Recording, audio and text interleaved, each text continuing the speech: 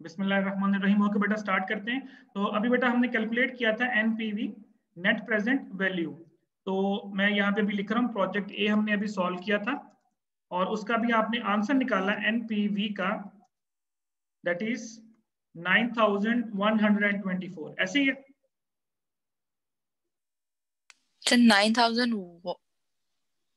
91,214 नहीं था? चलिए चेक कर लीजिएगा बेटा। नहीं 9000 मेरा ख्याल था, समथिंग था। चलिए बेटा जो भी था इट्स ओके, आप उसको चेक कर लीजिएगा, आप आंसर्स को चेक कर लीजिएगा। हमारा मकसद यहाँ पे सिर्फ ये है पॉजिटिव है या नेगेटिव है। ठीक है, आप आंसर चेक कर लीजिएगा दोबारा। ओके सर, आंसर आप चेक कर लीजिएगा। ओके, अब यहाँ पे डिसीजन रूल क्या बेटा, इसमें हमने कैसे सिलेक्ट करना है। हमारा डिसीजन रूल क्या है, जब आप बेटा सॉल्व करेंगे तो आपके पास तीन डिसीजन आएंगे। या तो एनपीवी का आंसर जो है ग्रेटर देन 0 आएगा।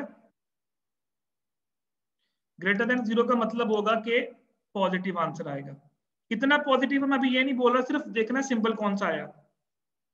या फिर सेकंड आपके पास ये आएगा कि एनपीवी का जो आंसर है वो इक्वल टू 0 हो जाएगा।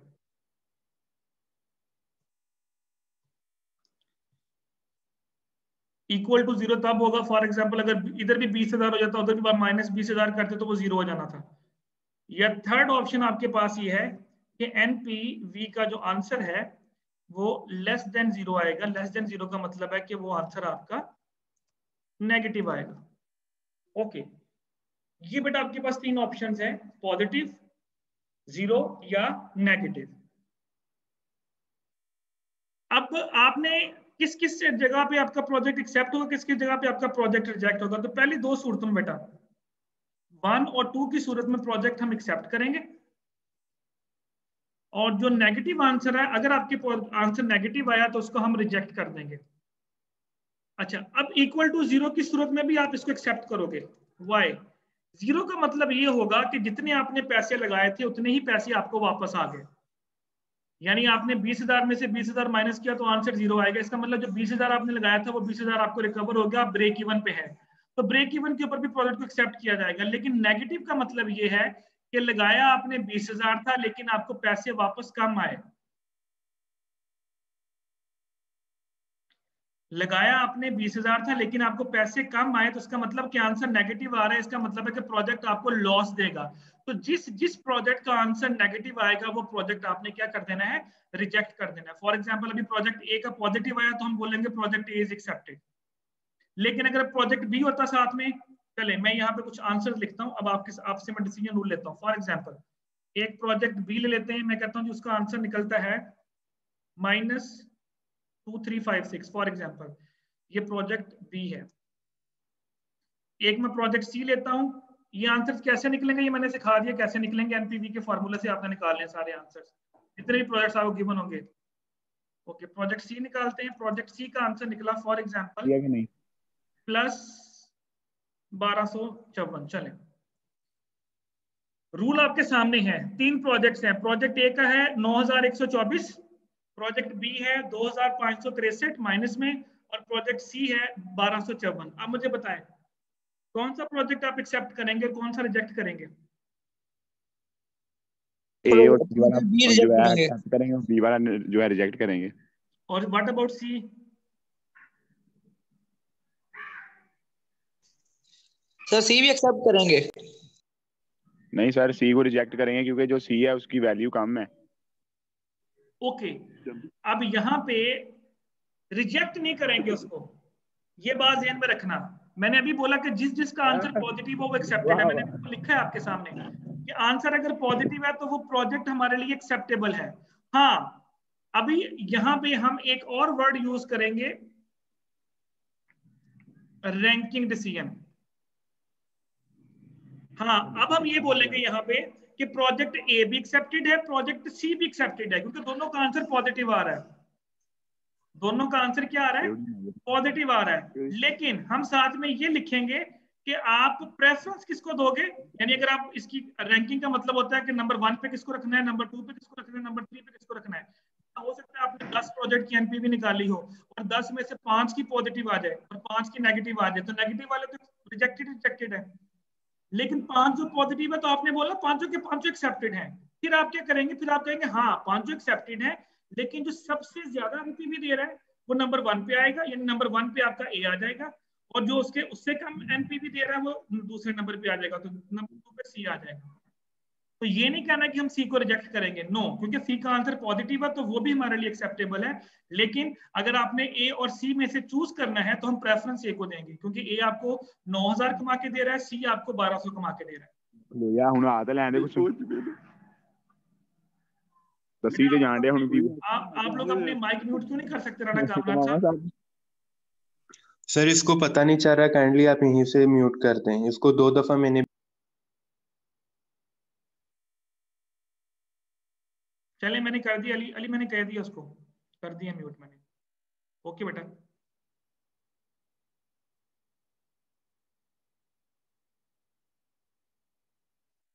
जी अली बेटा आवाज आ रही मेरी? जी सर आ रही है आपकी आवाज।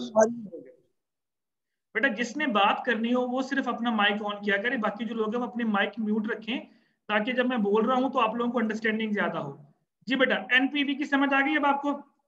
कैलकुलेट कैसे करना है, अगर आपके सामने 10 भी प्रोजेक्ट हो और हाँ अगर 5 प्रोजेक्ट हैं तो 5 के 5 आंसर नेगेटिव आ जाते हैं तो क्या करेंगे?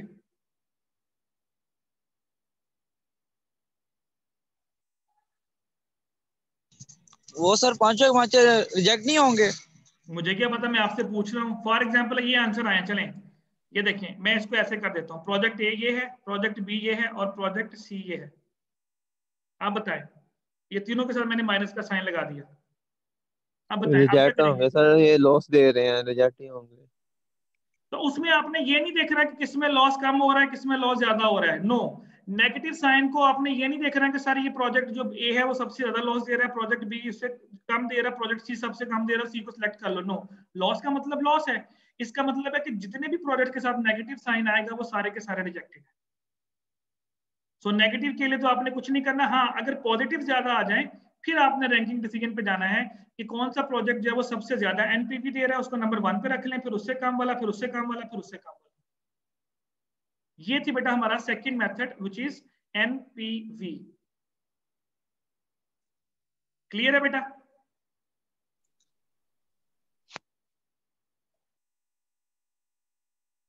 जी बेटा बोले यस नो में बोला करें, क्लियर है एनपीवी? यस सर क्लियर है। Yes sir. एक मेथड हम अभी और करेंगे, एक मेथड हम और करेंगे, बाकी फिर हम नेक्स्ट क्लास में करेंगे। वो मेथड इसी से मिलता जुलता ही मेथड है, यही फार्मूला यूज होना जब भी आपने किया, and that formula is profitability index. Third method बेटा आपके पास है, मैं आपके सामने ओपन कर देता हूं पहले दिस वन, प्रॉफिटेबिलिटी इंडेक्स। बेटा सेम फार्मूला, फर्क सिर्फ क्या है, जहां पे आपने माइनस इनिशियल कॉस्ट किया था ना शुरू फार्मूले के अंदर, वहां पे आप कर दें डिवाइडेड बाय इनिशियल कॉस्ट।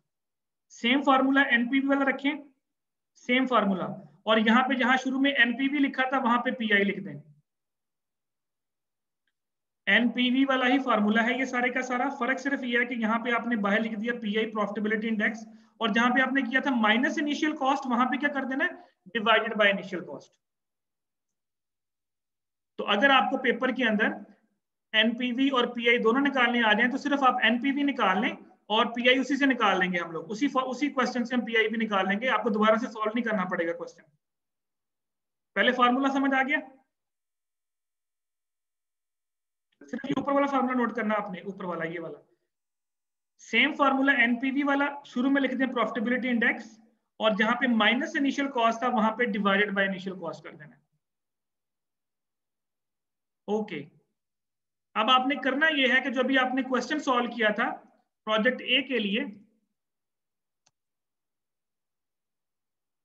जी बेटा, तो अब आप मुझे बताएंगे प्रॉफिटेबिलिटी इंडेक्स हम कैलकुलेट करने लगे हैं इक्वल टू, आपके पास आंसर आए थे बेटा जो आपने 29,000 समथिंग मुझे लिखवाया था, क्या लिखवाया था जिसमें से हमने 20,000 माइनस किया था, वो अमाउंट लिखवाएं प्लस करने के बाद 29,124 ये लिखवाई थी बोला, चेक कर लें। यही थी ना, और उसमें से हमने 20,000 माइनस किया था तो 9,124 आया था। अब सिर्फ करना क्या है, यहाँ पे जहाँ पे जो माइनस 20,000 है यहाँ पे आपने सिर्फ सिंबल डाल देना है डिवाइड बाय 20,000, बस सेम वही डेटा उठा लेना आपने जब आप प्रॉफिटेबिलिटी इंडेक्स कैलकुलेट करेंगे तो आपने ये सारी वैल्यूज दोबारा से पुट नहीं करनी, आखिरी जो वैल्यू जो मैंने अभी लिखी है ये वैल्यू उठानी है ऊपर से, और माइनस के साइन की बजाय वहां पे आपने क्या कर देना है, डिवाइड का साइन डाल देना है। अब करें इसका क्या आंसर आया, 29,124 को 20,000 पे तकसीम करें, क्या आंसर आया, 1 पॉइंट क्या आया,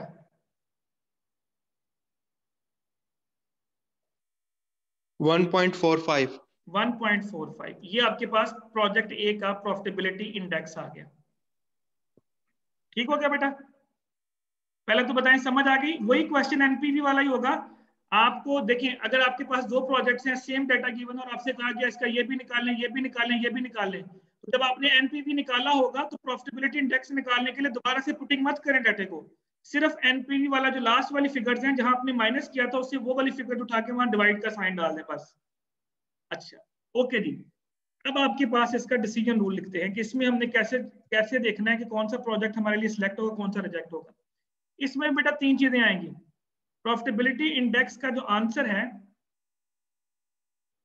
या तो ग्रेटर देन 1 आएगा, अब 1 से कंपेयर करेंगे, 1 आपका ब्रेक इवन पॉइंट है, या प्रॉफिटेबिलिटी इंडेक्स इक्वल टू 1 आएगा, या थर्ड फॉर्म में प्रॉफिटेबिलिटी इंडेक्स लेस देन 1 आएगा।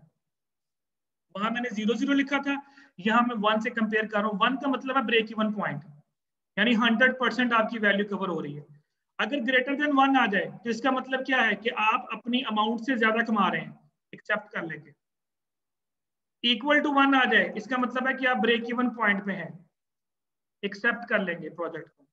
और अगर बेटा आपका आंसर 1 से कम आएगा तो हम क्या करेंगे, रिजेक्ट कर देंगे। यानी अगर आंसर आ गया 0.88, 0.90, 0 पॉइंट समथिंग, 0.67, यानी 1 से कम आए, एक सेकंड बेटा जरा होल्ड कीजिएगा।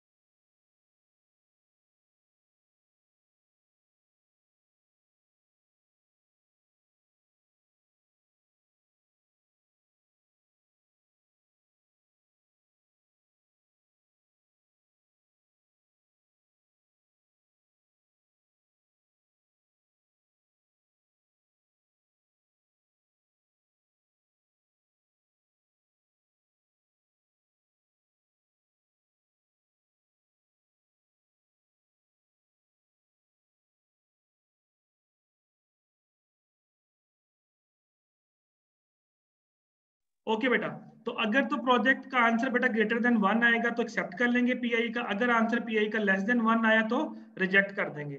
अब फॉर एग्जांपल जिस तरह ये प्रोजेक्ट 1 का आंसर है 1.45, तो ये एक्सेप्टेड है।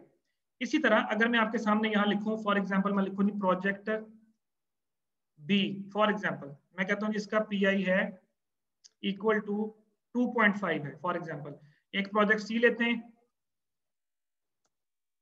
तो इसका मैं कहता हूँ जी हमारे पास जो पीआई है वो आया 0.9। अब मुझे बताएं कौन सा एक्सेप्टेड है कौन सा रिजेक्टेड है। ए, बी और सी 3 लिखे मैंने।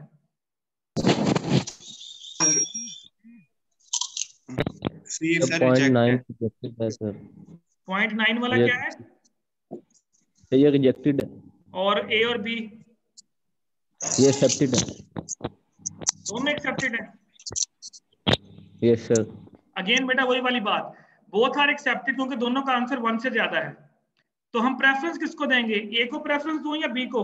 अगर हम इसकी रैंकिंग करें तो नंबर 1 पे किसको सर रखें? ए को, वाई? क्योंकि सर उसका प्रॉफिट ज्यादा आ रहा है। बेटा बी पढ़ो कितना आ रहा है? 1.4 बड़ा होता है, 2.5 बड़ा होता है? Sir 2.5, sorry sir. मतलब आप ये समझ लें कि वो आपको 1.45% कमा के दे रहा है, ये 2.5% कमा के दे रहा है आपको प्रॉफिट। तो both are project accepted. B, again बेटा बोथ आर एक्सेप्टेड, लेकिन हम प्रेफरेंस किसको देंगे? हम प्रेफरेंस देंगे पहले बी को, उसके बाद फिर हम ए को सिलेक्ट करेंगे। और जो 1 से कम होगा वो क्या हो जाएगा? वो आपका रिजेक्ट हो जाएगा। ओके, जो फोर्थ मेथड है वो हम नेक्स्ट क्लास में करेंगे, लेकिन आपने जो नेक्स्ट क्लास में काम करके आना है वो मैं आपको भी थोड़ा सा बताता हूँ। एक मैं आपको क्वेश्चन देता हूँ बुक में से, आप लोगों ने वो क्वेश्चन सॉल्व करना है घर जाके ना, मतलब उसमें बैठ के, जाना तो नहीं, खैर घर में बैठे हुए आप लोग। मैं आपके सामने बुक ओपन करता हूँ और मैं आपको क्वेश्चन दिखाता हूँ।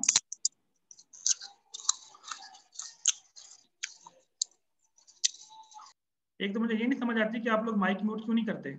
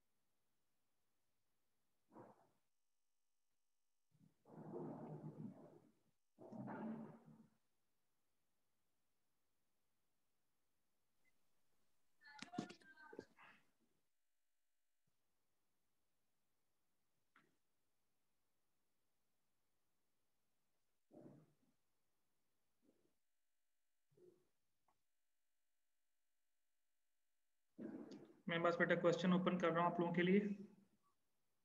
ओके,